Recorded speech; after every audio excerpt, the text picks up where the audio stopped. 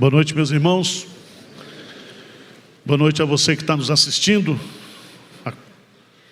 Alguns anos atrás, Deus colocou no coração da nossa liderança realizar, no mês de fevereiro, antes do carnaval, um encontro,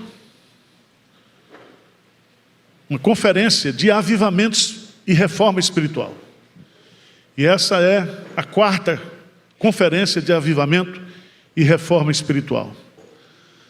São 3 dias. Hoje nós estamos fazendo a abertura com a presença da igreja, mas a partir de amanhã, sempre segunda, terça e quarta-feira à noite, encerrando, nós teremos aqui 3 dias de oração, de meditação na palavra, de louvor e de busca pelo avivamento espiritual.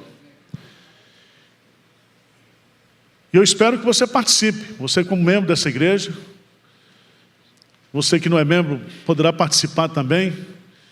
Nós estamos fazendo a transmissão gratuita para o Brasil, para o mundo.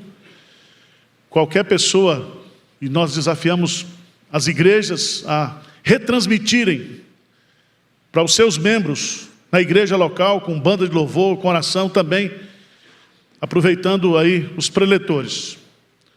Nós teremos aqui o pastor Hernandes, chega na terça-feira do Canadá, pastor Jeremias Pereira, da 8ª Igreja. Teremos também o reverendo Paulo Júnior, da Aliança do Calvário de Franca. Reverendo Augusto Nicodemos estará conosco na terça-feira também. E o preletor internacional é um pastor batista, Sam Tipo. E ele, essa semana, nos avisou que não poderia vir. Passagem comprada, hotel, tudo pronto. Ele perdeu alguns amigos por Covid semana passada. Ele tem 72 anos e aí a família diz, não, você não vai. Mas eu estou aqui como step, eu topo qualquer coisa. Pode ser internacional, nacional, né? Eu sou camelô. Camelô não tem dificuldade de enfrentar nada. E eu quero compartilhar com vocês a exposição bíblica de um texto que está lá em Ezequiel capítulo 37. Eu creio que você já deve ter ouvido vários sermões nesse texto. E esse texto é um texto clássico para pregações acerca de avivamento espiritual. Ezequiel capítulo 37. Diz-nos assim a palavra de Deus: veio sobre mim a mão do Senhor. Ele me levou pelo Espírito do Senhor e me deixou no meio de um vale que estava cheio de ossos. E me fez andar ao redor deles. Eram muito numerosos na superfície do vale e estavam sequíssimos. Então me perguntou: filho do homem, acaso poderão reviver estes ossos? Respondi: Senhor Deus, tu o sabes. Disse-me ele: profetiza a estes ossos e diz-lhes: ossos secos, ouvi a palavra do Senhor. Assim diz o Senhor Deus a estes ossos: eis que farei entrar o Espírito em vós e vivereis. Porei tendões sobre vós, farei crescer carne sobre vós estenderei pele e porei em vós o Espírito e vivereis. E sabereis que eu sou o Senhor. Então profetizei segundo me fora ordenado. Enquanto eu profetizava, houve um ruído, um barulho de ossos que batiam contra ossos e se ajuntavam, cada osso ao seu osso. Olhei, e eis que havia tendões sobre eles, e cresceram as carnes, e se estendeu a pele sobre eles, mas não havia neles o Espírito. Então ele me disse: profetiza ao Espírito, profetiza ao Filho do Homem, e diz-lhes: assim diz o Senhor Deus, vem dos 4 ventos, ó Espírito, e assopra sobre esses mortos, para que vivam. Profetizei como ele me ordenara, e o Espírito entrou neles, e viveram, e se puseram em pé, um exército sobre modo numeroso. Então me disse: filho do homem, esses ossos são toda a casa de Israel.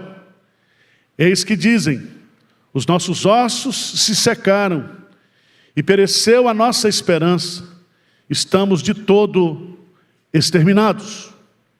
Portanto, profetiza e diz-lhes: assim diz o Senhor Deus, eis que abrirei a vossa sepultura, e vos farei sair dela, ó povo meu, e vos trarei a terra de Israel. Saberás que eu sou o Senhor, quando eu abrir a vossa sepultura, e vos fizer sair dela, ó povo meu. Porei em vós o meu espírito, e vivereis, e vos estabelecerei na vossa própria terra. Então sabereis que eu, o Senhor, disse isto e o fiz, diz o Senhor. Amém. Meus prezados irmãos, não é difícil nós olharmos para a situação da igreja hoje, olharmos para o compromisso e o relacionamento dos crentes com Deus e chegarmos à conclusão de que nós estamos precisando de um avivamento espiritual. O avivamento, ele é uma necessidade hoje, uma necessidade urgente, principalmente pensando nas novas gerações, dos nossos filhos, dos nossos netos. E cabe a nós, como igreja, não produzirmos um avivamento, porque o avivamento não é produzido por homens. O avivamento, como foi lido aqui nesta noite, é Deus rasgando os céus e descendo até nós. E eu queria, nesta noite, à luz desse texto de Ezequiel 37, falar um pouco sobre essa questão do avivamento espiritual. O livro de Ezequiel, ele tem 4 visões principais. A terceira visão é essa do vale de ossos secos. O povo de Israel, o reino de Judá, estava no cativeiro babilônico. Eu queria que você fosse lá para o capítulo 3 de Ezequiel, versículo 14 e 15. E você vai descobrir que o profeta Ezequiel foi enviado por Deus para morar com o povo de Deus durante o exílio. E lá no versículo 15 de Ezequiel 3,15, vamos ler juntos o que diz aí? Então fui a Tel Abibe, aos do exílio, que habitavam junto ao rio Quebar, e passei a morar onde eles habitavam. E por 7 dias assentei-me ali, atônito, no meio deles. Então veja bem, o profeta Ezequiel, diferentemente de outros profetas, ele vai então morar com o povo de Deus, habitar com o povo de Deus no exílio. E é justamente nesse contexto de identificação com o povo, de empatia com o povo, que o profeta recebe de Deus essa visão. Essa visão. E eu queria colocar 4 divisões principais nessa exposição. A primeira delas é a necessidade do avivamento. Se você observar bem, a nação de Israel estava no cativeiro babilônico. E esse cativeiro, ele não aconteceu sem um aviso de Deus. Se você ler o profeta Isaías, você vai descobrir Deus chamando o povo ao arrependimento, ao quebrantamento. Se você vai para o livro de Amós, você vai Deus falando ao povo que estava adorando a Deus com pomposidade, mas com a vida dúbia. Você vai para o profeta Oséias, e Oséias repreende a infidelidade do povo de Deus, e ele diz: por causa da infidelidade de vocês, vocês serão julgados e disciplinados pelo Senhor. Miqueias, o profeta também que profetiza o juízo de Deus e convida o povo no final do seu livro ao arrependimento, porque Deus estava pronto a perdoar. Por fim, o profeta Jeremias, profeta chorão, o profeta que pregou sabendo que o povo não iria se converter. E esse povo então é levado cativo para a Babilônia. Por isso que no versículo 2, veja aí de Ezequiel, capítulo 37, diz assim: e me fez andar ao redor deles. Era muito numerosa na superfície do vale, estavam sequíssimos. Quero destacar aqui algumas coisas que esse texto nos sugere. Primeiro, a expressão sequíssimos. Significa que a nação de Israel, ela estava morta do ponto de vista espiritual. Ela estava completamente sem desejo, sem vida, sem esperança. Ela estava numa condição espiritual extremamente complicada. Mas não somente isso. O texto nos diz que ele viu eram muito numerosos na superfície do vale. É importante essa expressão, superfície do vale, porque dentro do contexto judaico, um corpo que não é sepultado, um corpo que não é enterrado, é um corpo desonrado. E a ideia que o profeta está colocando aqui é que, além de estar numa condição espiritual péssima, esse povo também é alvo de desonra, de escárnio, de desprezo. Mas veja no versículo 11 lá, no versículo 11, diz assim: eis que dizem, quem está dizendo aqui são os israelitas, o povo de Deus. Aos olhos dele, eles estão dizendo para si mesmos: os nossos ossos se secaram e pereceu a nossa esperança, estamos de todos o quê? Exterminados. Então o povo, além de estar nessa condição, além de estar nesse estado de desonra, esse povo está com a autoestima completamente destruída. Ele coloca claramente aqui que não há perspectiva, não há visão de futuro, não há esperança. Não há esperança. E é tão interessante, porque no texto, no versículo 12, portanto profetiza e diz assim, diz o Senhor: eis que abrirei a vossa sepultura e vos farei sair dela, ó povo meu. Só que esse povo não estava sepultado. Eles estavam o quê? Na superfície do vale. E os comentaristas dizem que isso aqui é uma analogia, é uma dedução de que eles estavam não somente sem esperança, mas em sepulcros existenciais. Eles estavam achando que a situação em que eles estavam vivendo não tinha solução. Eles estavam em prisões existenciais. Eles estavam com a sua esperança, com a sua expectativa sepultada, enterrada. Você diz: pastor, a situação está complicada para nós assim hoje? Veja o que Deus diz para a igreja de Sardes, por favor, lá em Apocalipse, capítulo 3, versículo 1. Apocalipse 3, versículo 1, diz assim: ao anjo da igreja em Sardes escreve.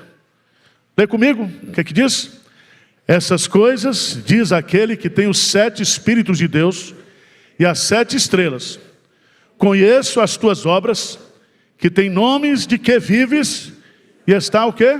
Morto. Veja que Jesus está falando aqui para a sua igreja. E não é fácil você olhar hoje para a igreja e ver crentes sem esperança, crentes sem expectativas, crentes aprisionados em prisões de depressão, de ansiedade, de angústia. Nós precisamos de um avivamento. O avivamento é essa revitalização espiritual, esse visitar de Deus para trazer vida, frescor, refrigério para o seu povo, para colocar o povo de pé, para colocar o povo cheio de fervor espiritual, cheio de esperança, cheio de alegria, cheio de santidade, de dedicação. É isso que o avivamento traz.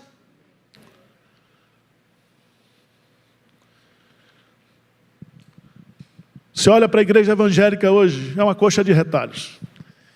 E todo mundo fala em nome dos evangélicos, sem procuração. Negociações são feitas em nome de Deus, em nome de Jesus, em nome do Evangelho. O nome de Deus tem sido desonrado nos palácios, nas câmaras legislativas, no poder judiciário. O nome de Deus tem sido blasfemado, desonrado. Nós precisamos de um avivamento. O avivamento pode não somente revitalizar a igreja, mas pode transformar o nosso país. Nós precisamos de filosofia de educação, nós precisamos de uma revolução na educação, na economia, em todos os setores da sociedade. E quando Deus manda um avivamento, Ele faz em um ano o que demoraria 100 anos para que acontecesse. Chama a sua preciosa atenção, em segundo lugar, para o autor do avivamento. Quem é que produz o avivamento? Eu acho fantástico essa narrativa, porque diz assim, no versículo 1, veio sobre mim a mão do Senhor. E é o Senhor, então, Ele, o Senhor, que me levou pelo Espírito do Senhor e me deixou no meio de um vale que estava cheio de ossos. Veja que o sujeito da ação aqui é Deus. É Ele que vem, é Ele que leva o profeta, é Ele que faz o profeta andar entre o vale de ossos secos. Preste atenção, irmãos, há interesse da parte de Deus de nos avivar, de nos revitalizar. Há interesse da parte da igreja de Deus que nós tenhamos uma vida mais profunda, uma vida mais comprometida, uma vida mais perto dEle. E é tão interessante. Ele faz uma pergunta para o profeta. Veja lá no versículo 3. É Deus que pergunta. Deus pergunta: filho do homem, acaso poderão reviver estes ossos? Então Deus está fazendo uma pergunta para o profeta. É possível mudar essa situação? É possível mudar essa realidade? É possível que esses ossos e essas vidas que foram completamente perdidas sejam restauradas, revitalizadas? E o profeta mineiramente dá uma resposta: Senhor Deus, Tu o sabes. Tu o sabes. E o Senhor sabe mesmo. Veja que o profeta não quis dar uma aula de avivamento para Deus. Ele diz: eu não sei nada de avivamento. Eu não sei, mas Tu sabes. E Tu não somente sabes, mas Tu também és poderoso para realizar. Deus pode, meus amados irmãos, ressuscitar vidas. Deus pode curar cegos. Deus coloca aleijados para andar. Deus perdoa os maiores pecadores do mundo. Deus pode, Ele pode fazer qualquer coisa, se Ele quiser fazer. Ele é poderoso. Eu acho interessante que no versos 5 e 6, Deus vai citar Gênesis, quando Ele cria o homem pela primeira vez. E Ele faz primeiro o homem como um boneco, e depois sopra nele o fôlego da vida. E Deus aqui está dizendo assim: se eu criei o homem do pó da terra, eu posso levantar o meu povo, que está morto espiritualmente. Eu posso. E Ele vai colocar isso nos versículos 5 e 6. E Ele que vai dizer para o profeta que o avivamento não será produzido pelo profeta. A revitalização, a restauração não será um ato profético, mas será uma ação direta de Deus. E o texto, ele diz aí, claramente nos versos 5 e 6, assim diz o Senhor, Deus, a estes ossos, eis que farei entrar o Espírito em vós e vivereis. Porei tendões sobre vós, farei crescer carne sobre vós estenderei pele, porei em vós o Espírito e vivereis, e sabereis que eu sou o Senhor. Irmãos, Deus, Ele quer, e quando Ele quer, Ele pode, e quando Ele quer, a coisa acontece. Eu e você temos que nos colocar diante de Deus, dizendo: Senhor, se o Senhor quiser, o Senhor sabe, o Senhor conhece a nossa situação, o Senhor conhece a situação da igreja, o Senhor conhece a situação do nosso país, nós precisamos de um avivamento, o Senhor sabe, e na hora que o Senhor quiser fazer, o Senhor pode fazer, o Senhor é soberano.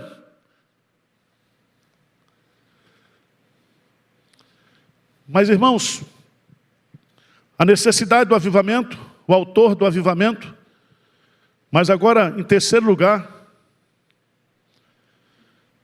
os meios que Deus utiliza para promover o avivamento.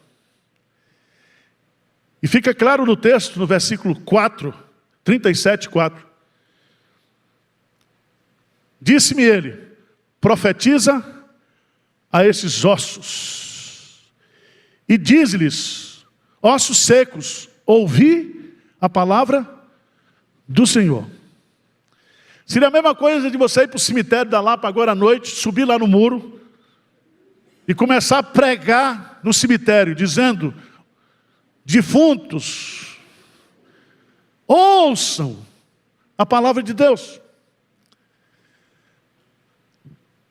Preste atenção, meus amados irmãos, que não existe avivamento e reforma espiritual que não seja produzido pelo poder da palavra de Deus. Não existe. A palavra de Deus, ela é viva e ela é eficaz. A palavra de Deus chama os pecadores. É a palavra de Deus que chama os mortos para a vida. É a palavra de Deus que tem o poder de revitalizar, de restaurar. Só a palavra de Deus tem esse poder. E é muito interessante porque o que nós estamos vendo no Brasil cada vez mais é um analfabetismo bíblico. As igrejas, na sua grande maioria, não pregam a Bíblia, não pregam a palavra de Deus, não ensinam a palavra de Deus. Nós estamos vivendo tempos difíceis porque a palavra de Deus está rara entre nós. E nós precisamos voltar para a palavra, nós precisamos ouvir Deus através da sua palavra, nós temos que nos submeter à autoridade das Escrituras, mas de fato e de direito, de vida.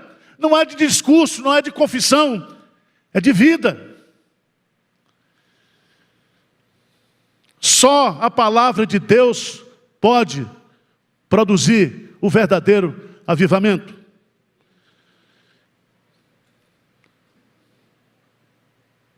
Veja no versículo 9, que o segundo meio para que aconteça o avivamento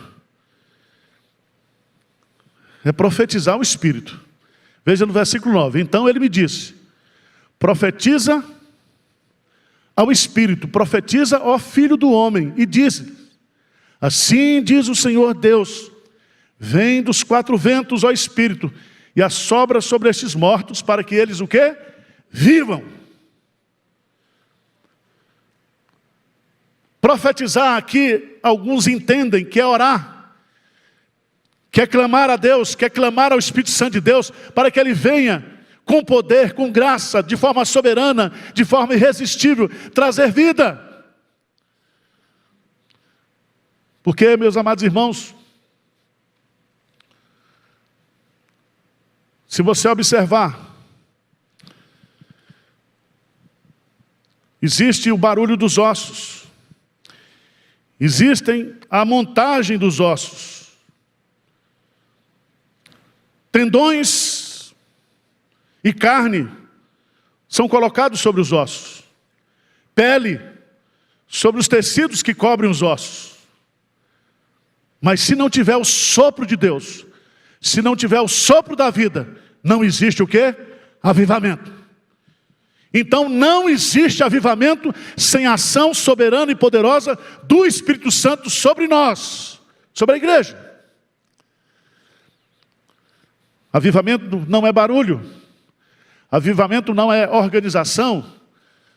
Às vezes nós achamos que a igreja vai muito bem porque ela funciona como uma empresa bem-sucedida. Ela está nos trilhos. Às vezes nós achamos que a igreja está viva e ela está morta. Porque aqui é vida espiritual, não é vida empresarial, não é vida social, é vida espiritual. E nós não podemos ter vida espiritual se não for pelo poder do Espírito Santo. Se Pentecostes, ele não pode ser repetido, também o Pentecostes não pode ser anulado, nem removido. O Espírito Santo de Deus está conosco. E o Espírito Santo de Deus pode operar em nós. E nós temos que profetizar, orando, dizendo: vem Espírito, vem e sopra sobre nós, venha e produz esse grande avivamento. Mas eu quero concluir, olhando para o texto, sobre os resultados do avivamento. O que esse avivamento trouxe? Eu chamo a sua preciosa atenção para o versículo 10. Versículo 10, vamos ler juntos? O profeta diz: profetizei como ele me ordenara. E o Espírito entrou neles, e viveram, e se puseram em pé, um exército sobremodo numeroso. Agora não é um vale de ossos secos. Agora é um muito grande e poderoso exército de Deus. A igreja de pé, o povo de Deus de pé, pronto para enfrentar as batalhas da vida. É isso que o Espírito Santo faz. Põe a igreja de pé, revitaliza a igreja e transforma a igreja em crentes guerreiros, guerreiros de oração, guerreiros de ação social, guerreiros de pregação do Evangelho. Nós somos tomados pelo Espírito do Senhor dos Exércitos. Ele está conosco. Ele está conosco. Não tem mais desilusão, não tem mais desesperança. Nós estamos de pé. O Espírito nos levanta, o Espírito nos põe de pé. Mas nos versos 12 e 13, eu acho isso aqui fantástico, porque Deus diz assim: profetiza e diz, assim diz o Senhor, eis que abrirei a vossa sepultura. Presta atenção, tudo que está aprisionando você. Porque sepultura fala de morte. Tudo que está matando você, tudo que está escravizando você, seja vício, seja pecado, seja qualquer outra coisa que tem minado as suas forças espirituais, Deus vai dizer: sai da sepultura. O avivamento vem trazer libertação. Ele vai nos libertar, Ele vai nos tirar do buraco, Ele vai nos tirar de situações que nos aprisionam. E é tão bonito isso, porque Ele diz: abrirei a vossa sepultura e vos farei sair dela, ó povo meu. Não está falando do mundo, está falando de Deus. Tem crente que já está na sepultura e não sabe. Tem crente que já morreu e esqueceu de cair. É um cadáver ambulante, sem alegria, sem vida, sem beleza, sem gratidão, sem louvor, sem serviço, sem fidelidade, sem envolvimento. Está morto. Mas Deus, quando manda o avivamento, Ele traz revitalização. Ele traz quebra de algemas, de prisões. Ele põe aquele que está cativo em estado de libertação. Ele abre as portas da sepultura. Ele nos tira das trevas, do pecado.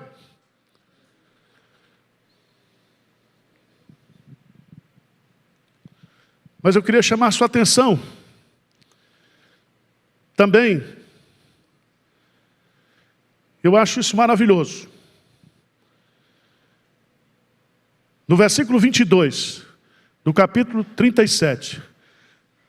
Lê comigo no versículo 22. Vamos lá, no capítulo 37. farei deles uma só nação na terra, nos montes de Israel, e um só rei será rei de todos eles. Nunca mais serão duas nações, nunca mais o futuro se dividirão em dois reinos. Presta atenção que o avivamento, Deus está prometendo que vai acabar com a desunião. Deus está dizendo que pelo poder do Espírito Santo, Israel não terá mais reino do norte e reino do sul. E uma das bênçãos que o avivamento traz para a vida da igreja é a unidade, é o amor. O Espírito Santo enche a igreja de amor, de união, de carinho, de consideração. Não existe mais duas igrejas. É um só rebanho e um só pastor. Mas o texto é mais lindo, porque diz não somente união, mas diz que todos estarão sobre o rei. Um rei vai governar agora a sua igreja, o seu povo. E esse rei é Jesus Cristo. Ele é o cabeça, Ele é o Senhor. Ele é quem manda em nós. A igreja está submissa a Cristo. O Cristo exaltado recebe como presente do Pai a sua igreja. E meus amados irmãos, quando Deus manda o avivamento, a gente descobre que Jesus Cristo é tudo da igreja. Ele é o rei da igreja, Ele é o dono da igreja. Existe um quebrantamento de submissão ao senhorio de Cristo, entendendo que Ele é o nosso Senhor, Ele é o dono de tudo que nós somos e temos. Mas não somente isso. Veja lá, no versículo 23 diz assim: nunca mais se contaminarão com seus ídolos, nem com as suas abominações, nem com qualquer das suas transgressões. Livrá-los-ei de todas as suas, o quê? Apostasias, em que pecaram, e os purificarei. Meus irmãos, quando vem um avivamento, Deus limpa a igreja. Deus purifica a igreja. Deus livra a igreja da apostasia. Deus livra a igreja da idolatria. Existe um processo de santificação. Veja lá, no versículo 28, que o testemunho da igreja diz o quê? As nações saberão que eu sou o Senhor, que santifico a Israel. Não é o povo que se santifica a si mesmo, é o Senhor da igreja, o dono da igreja, o rei da igreja, que limpa a sua igreja, que purifica a sua igreja. É Ele, é Ele. Mas no verso 26, existe outro resultado, outros resultados do avivamento. Veja no verso 26 do capítulo 37, farei com eles aliança de paz. Sabe o que significa aliança de paz? Aliança de Shalom. E Shalom não é só prosperidade material. Shalom significa qualidade de vida, fartura, bênção de Deus. Eu vou fazer uma aliança de paz, de prosperidade, de bênção. E essa aliança, ela é eterna. Ela vai trazer, através desse compromisso, dessa aliança, vai trazer estabilidade, vai trazer multiplicação, crescimento. Mas não somente isso. Nessa aliança, Deus estará conosco. Deus habitará conosco. Teremos a companhia definitiva de Deus. Meus irmãos, quando Deus envia um avivamento, a primeira coisa que acontece é o sentimento da presença de Deus. Deus está aqui. Deus está conosco. Deus habita com o seu povo. Por fim, versos 27 e 28. O meu tabernáculo estará com eles.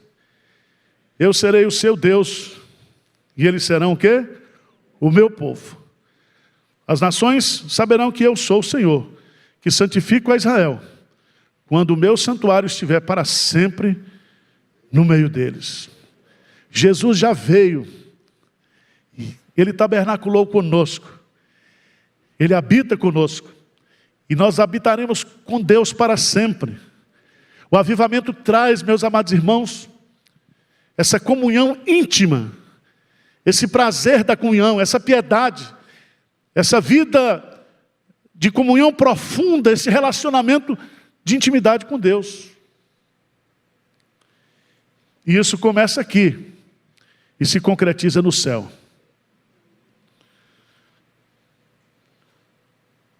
Terminou. A necessidade do avivamento, o autor do avivamento, os meios para acontecer o avivamento, os resultados do avivamento. Aplicações práticas que eu queria deixar para mim e para você, para nós orarmos agora. Primeira aplicação prática é que se Deus não fizer, ninguém pode fazer. Ou Ele vem, ou Ele nos visita, ou Ele se manifesta. Ou nós não conseguiremos, com as nossas próprias forças, mudar a nossa condição e a nossa situação espiritual. Senhor Deus, Tu sabes, e Deus sabe mesmo, qual é a minha condição, a sua condição, a condição da igreja. Deus sabe e pode mudar. Precisamos utilizar os meios estabelecidos aqui por Deus. Pregar a palavra, ensinar a palavra, viver a palavra, obedecer a palavra. Mas não somente isso. Orar ao Espírito Santo. Pedir a Deus que Ele venha. Preste atenção, todos os grandes avivamentos da história foram precedidos por uma vida intensa de oração. Oração secreta, oração comunitária. Todo o povo de Deus pedindo: Senhor, vem e nos visita. Vem e faz tudo novo. Que nós possamos, como igreja de Pinheiros, continuar pregando essa palavra. Que não saia da nossa boca nenhuma palavra que seja humana, mas que haja um compromisso total e completo com as Escrituras Sagradas. E essa palavra, no poder do Espírito Santo, vai trazer avivamento para a nossa vida, para a vida da igreja de Pinheiros, para a igreja evangélica brasileira, para o Brasil. Para o Brasil. Vamos ficar de pé. Eu pergunto para você, esse assunto mexe com você ou não? Você gostaria que Deus se manifestasse no avivamento sobre a nossa vida? Levanta a mão. Você quer orar por isso? Você quer se comprometer com isso? Diz Oséias, é tempo de buscar o Senhor. É tempo. E no devido tempo, Ele virá sobre nós, como chuva seródia, trazendo vida, trazendo na linguagem do profeta Ezequiel, chuvas de bênçãos. Chuvas de bênçãos. Vamos orar por isso, Senhor Deus. Esse assunto nos apaixona, Senhor. Porque esse tema está no teu coração. O Senhor quer uma igreja santa. O Senhor quer uma igreja comprometida. O Senhor quer uma igreja feliz. Uma igreja abençoada, abençoadora. O Senhor quer o melhor para nós, Senhor. O Senhor quer nos sustentar com um trigo finíssimo, com mel que escorre da rocha. O Senhor quer encher a nossa boca, Senhor, de coisas maravilhosas. O Senhor quer que nós sejamos tomados de toda a plenitude de Cristo. O Senhor quer que nós conheçamos todas as dimensões do amor de Cristo. O Senhor quer que nós sejamos uma igreja cheia do poder do Espírito Santo.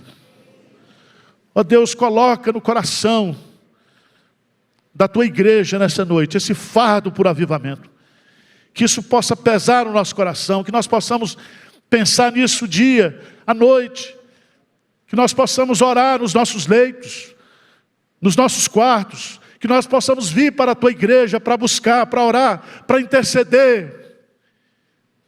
E como diz Moisés, se o Senhor se agradar de nós, o Senhor manifestará a tua presença no nosso meio. Faz isso, Senhor, que os rios de água viva do Espírito Santo sejam derramados sobre nós, trazendo refrigério, vida, satisfação. Essa é a nossa humilde oração, na total dependência do Senhor. Em nome de Jesus. Amém.